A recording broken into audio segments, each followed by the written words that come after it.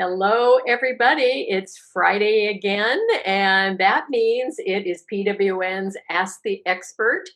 And I am Marion Gellatly. I'm PWN's Vice President. My company is Powerful Presence. I am an image management training and consulting firm.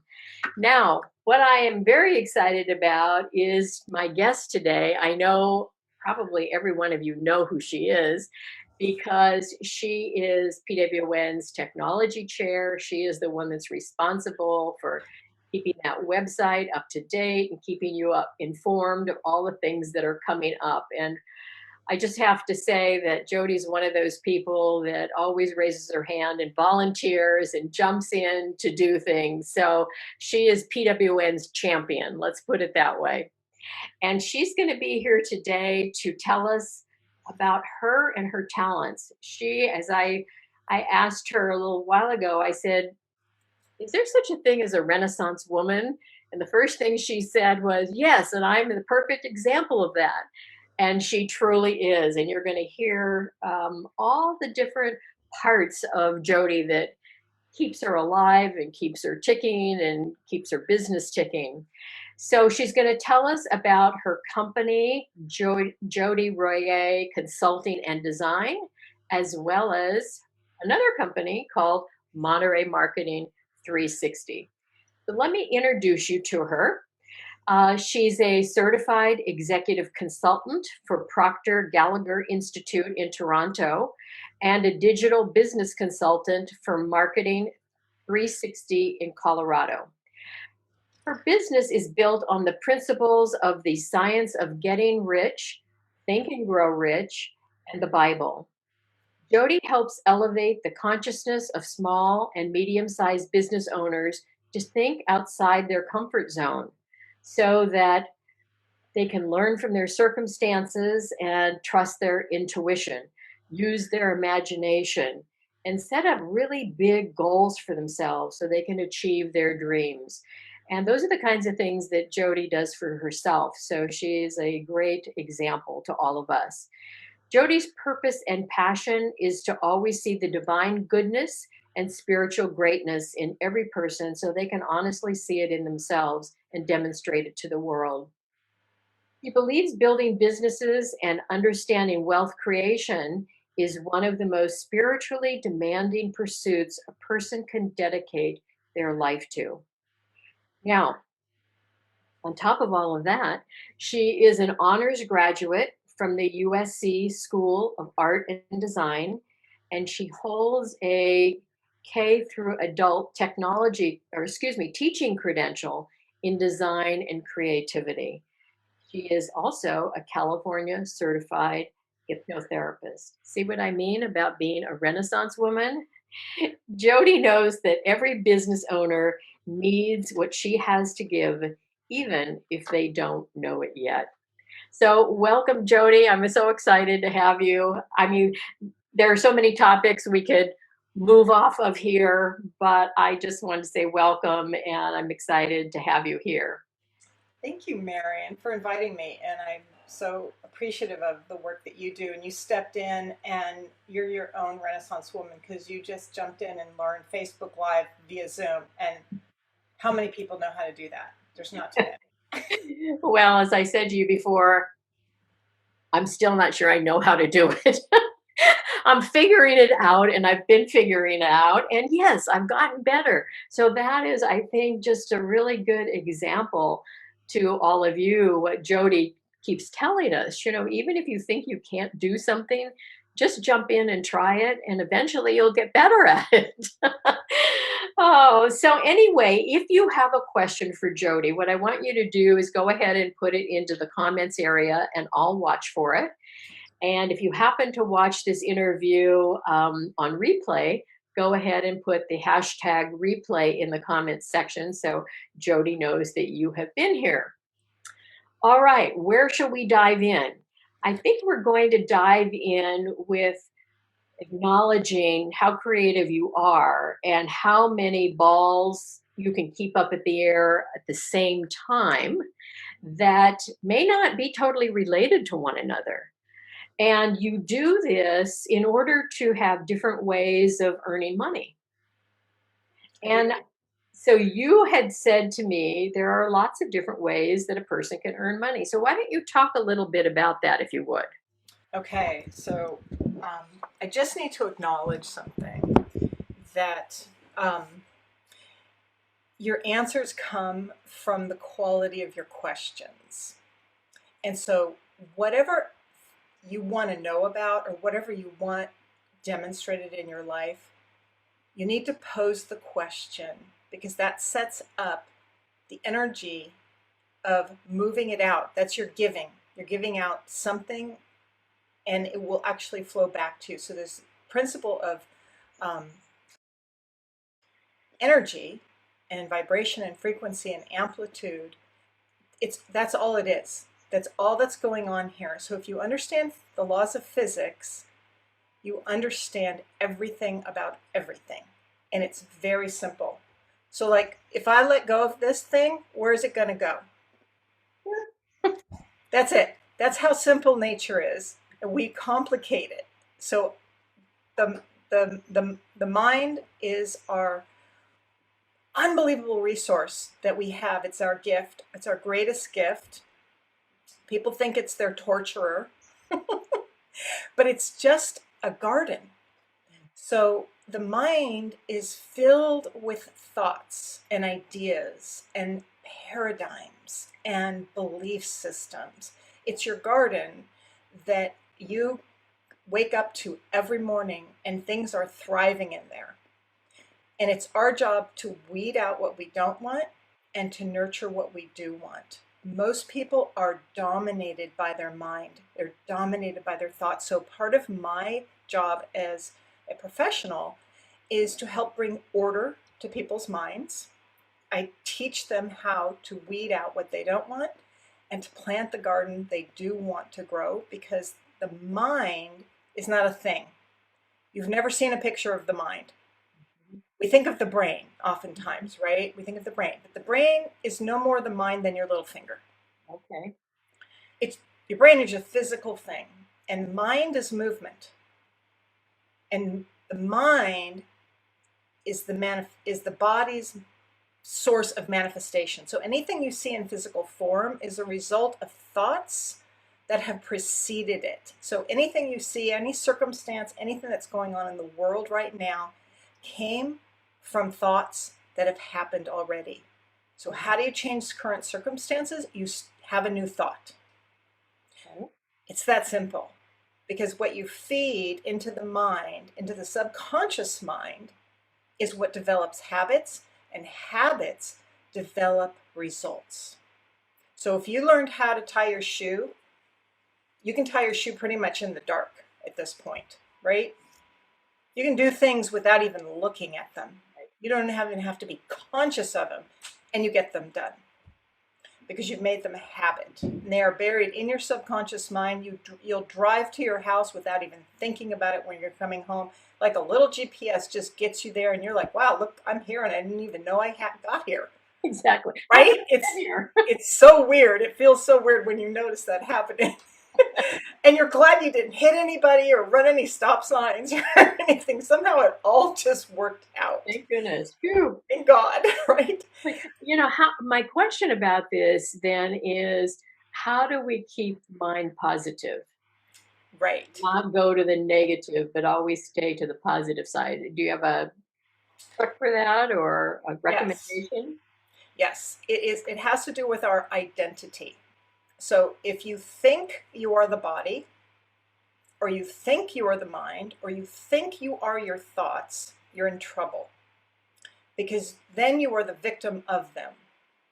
And you're no longer the operator of them. So when you realize that you are a soul that has a mind, that's living in a body in this time-space continuum, and you're the center, you're a center of divine operation because you are tapped in, tuned in, and turned on to the infinite source of supply. So how do I know how to do everything I know how to do? It's because I know I'm tapped into infinite intelligence that can tell me anything that I need to know at any moment in time if I ask. So I'm always asking for the moment. So I look at something like I'm in the midst of doing I took on a job of learning how to build a live streaming experience for a church, a local church. Cameras, switchers, IT stuff. I said, yes, I'm going to do this because I know it's not me doing it.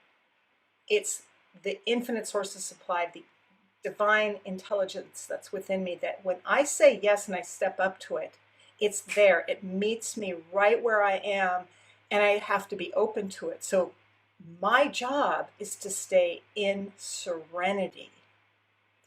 That's when you go, that's all your job is to look up, imagine the sky is blue and the sun is shining down on you and you're in the eye of the storm. And yes, there might be a huge hurricane surrounding you, which is the chaos of the mind, of the conditions, but you stay in the eye of the storm. And you have to use your imagination to do it. If you have a picture to work with, because you think in pictures, that's the true thinking that we do, is we use our imagination to think in pictures.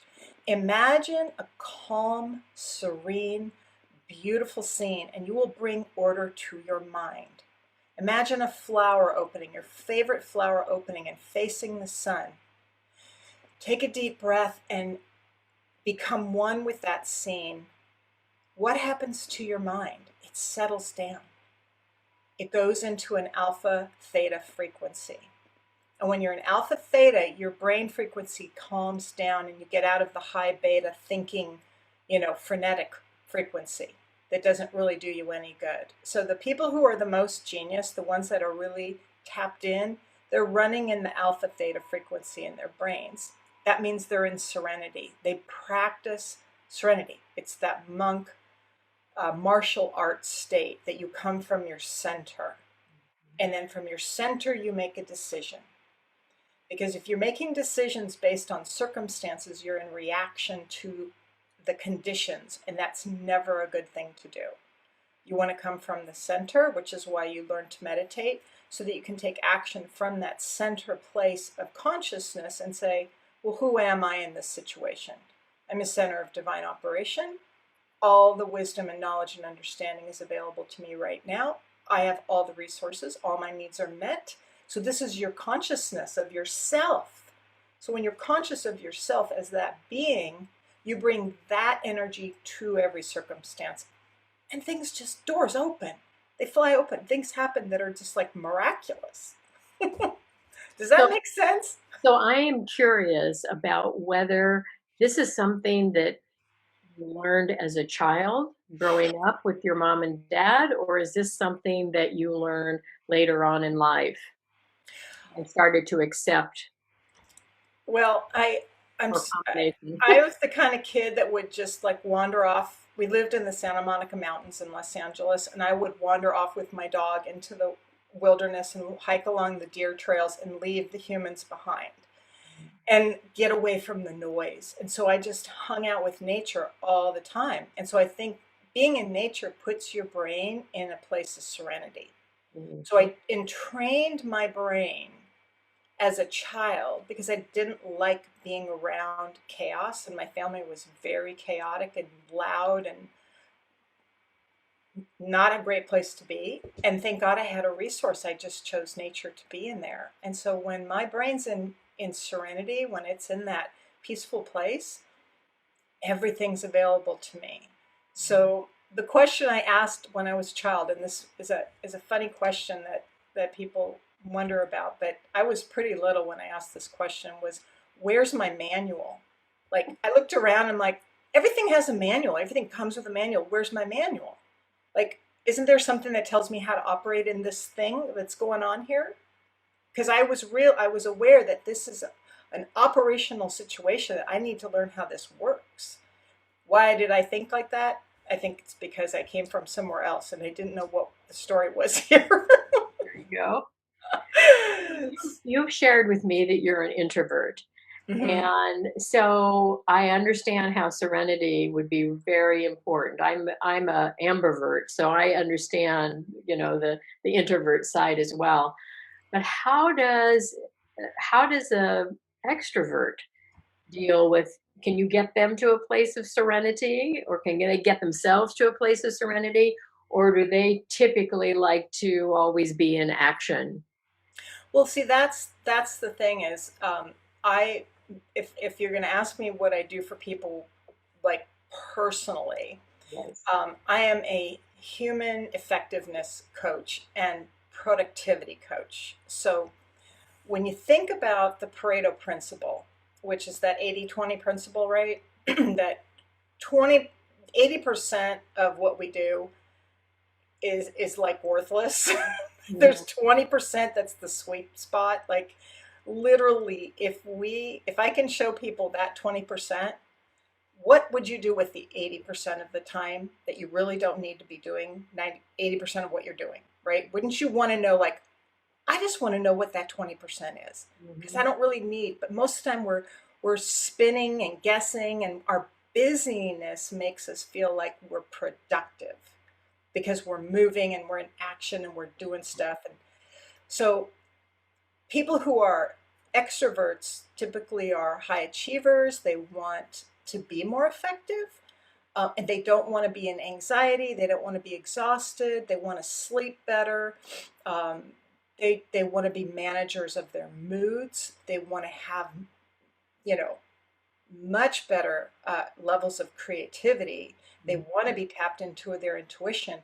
The only way you can tap into your intuition and your imagination is you have to calm the brain down. You have to be in that alpha theta state, which is teaching people how to meditate, how to be in stillness. And all of the great inventors had much time in stillness in order to get their ideas, because they would see them on the screen of their mind and then they would apply them into the physical world. Just like Tesla, just like Edison, Einstein, all these guys, anybody you hear talk about, they would close their eyes because they would tune inside for the answers. So you have an inner mentor. So I introduce people to their inner CEO, their inner senior partner, their inner, what the Bible calls the Lord of your life, which is your higher being, that which brings you everything you need to know. So most of the time, I'm not giving people advice. People would want advice, and you think of consultant as like, I'm going to tell you what to do. What I tell you to do is you need to sit still and bring that brain into submission, and bring the body into submission, and get into stillness so you can hear your intuition and listen, lead from that guidance. That inner guidance is going to get you threading the needles and will give you like that flow, like flow state. It's a big deal. It is like high level of needed um, potential, because you can't do that with a computer. So anything that can be automated, that is human done now, anything that can be automated as a human, you better be careful about your job. Your job's going to go away. So you need to learn how to operate in that high level of human effectiveness, which means you're going to be coming from your higher mind, your creative self-expression, your intuition, your imagination. You can't put that into a computer. Computer can't connect to that infinite intelligence. They try to cram as much information into a computer as possible to make it be like God, right? Like, we're going to put as much in here, and so it's going to have all the answers, like Google will give us everything. Right. Creativity is limitless. The universe is expanding at a faster rate every day. So the nature of creation is expansion and further expression, and we're tapped into that. So you're never going to lose if you tap into that inner source, because I'll tell you, technology is racing at a clip because people are tapping into this consciousness that is downloading it to them faster than they can produce it. So if we don't get on that track, and that's in serenity, that's what's so funny is you think about it and it makes you feel anxious, because the universe loves speed. You know how fast this earth is turning and how fast we're moving around the sun, but it feels like stillness. Totally ironic. So when you get into the serenity is when you actually speed up. things happen in milliseconds. It's like a quantum jump. That's where they call that quantum jump. So I don't Whoa, know if I answered your question. stuff. What I would like to be able to do is to bring our last few minutes back to then with this information, who are your favorite people to work with? Well, I was thinking about that recently because I'm in a training seminar right now called Blueprint for Success with Bob Proctor, and all the consultants are in it for 3 days, and we're being asked to realign ourselves with our purpose, vision, and goals. We do this like 4 times a year. Sit down, think about your purpose, think about your vision, think about your goal, write it down, get it on paper, really tune into it. Is it really what you want to be doing? And so for me, what I thought about is, who do I really want to be working with right now? Because I know who I've worked with in the past. And I'll tell you what came up was anybody who is in negotiations.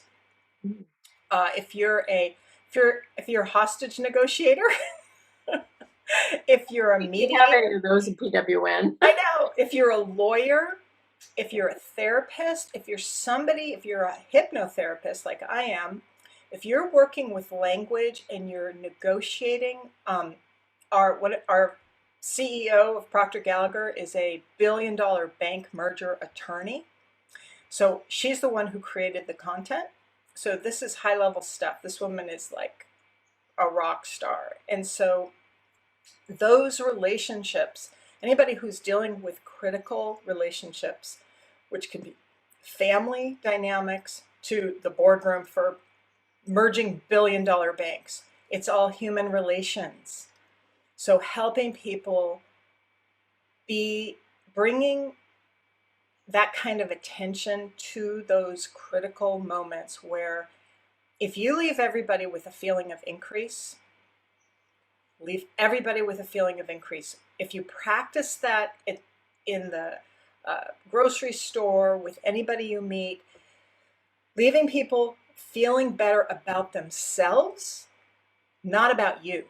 When you leave them feeling better about themselves, you are contributing to the world being a better and a safer place for everybody, because in your giving. So what Sandy, who's the bank merger attorney, talks about is she realized that what she was missing in her negotiations was that critical factor of leaving everybody with the impression of increase, loving what she does, like really, really loving it, and always making sure it's a win-win experience, that there is that win-win, that people aren't leaving with a sense of regret or that they wish they hadn't met you. Like, you want to feel good about having met you, and that's going to make you rich and successful, guaranteed, 100% of the time. Well, and I think that you are a living example of that because you practice that. You do leave everybody feeling good about themselves. You do always being on the board of PWN. You're always a player that is somebody that is having us see bigger possibilities and also feel good about what we discuss and how we discuss it. And so, just in a small way, you're a big contributor to PWN in terms of bringing that vision forward. So we thank you for that. I wish we had more time to just talk and talk and talk, but we don't. Don't. Oh, So, Marion, this has been wonderful. I just want to say thank you so much for putting it out there and having people maybe see a side of you that they haven't seen before. I know we also have your Monterey Marketing 360 that we didn't get a chance to talk about. But if people want to talk to you and get to know more about what you talked about today or about the Monterey Marketing 360, they can go ahead. I know you're going to go back in and put your contact information in the comments area so that they can give you a call or an email or whatever. I don't see any questions in the comments area today, But I hope those of you that are going to be watching this on replay today, that you'll definitely enjoy this interview and get to know Jody on a deeper level. So deep, but also very fun and very engaging with everybody she comes in contact with. So thank you so much, Jody, again. You are so welcome, Marion. Yeah, and that marketing stuff, that's just tactics. That's like 5%. Your mindset is 95%, believe me. There you So go. those Well, tactics come and go. Like they do, and they change. they Absolutely. change all the time. They Yeah. change. Yeah, you're So don't evolving. get attached to your tactics. There you go. I love it. They're going to change tomorrow. Okay, so everyone here, next week I'm going to be taking a little vacation. So we will not be doing an Ask the Expert interview next week, but I will be back on Friday, July 9th. Is that right? Yes. Oh my gosh. How is it July already? And at that time, I want you to come and meet Karen Joseph of Seven Networking. And Karen is known as a major connector, like K connector. So please come and get to know her. She is a relatively new member of PWN, and she's headquartered out of Arizona. She's all about building relationships. And she likes to have fun. And she claims that she's a sister of Teresa Ream, our president. So we'll see. Anyway, thank you so much for being here. And by the way, if you are a PWN member and you would like to be a Friday guest expert, please reach out to me. Just direct message me. That's probably the easiest way to get a hold of me. And I would love to schedule you for an interview in August. And guess what? It's going to be August before you know it. So thank you all for joining us. And again, thank you, Jody, for everything today. Thank you, Marion. It's been a Bye bye pleasure. now. Happy weekend.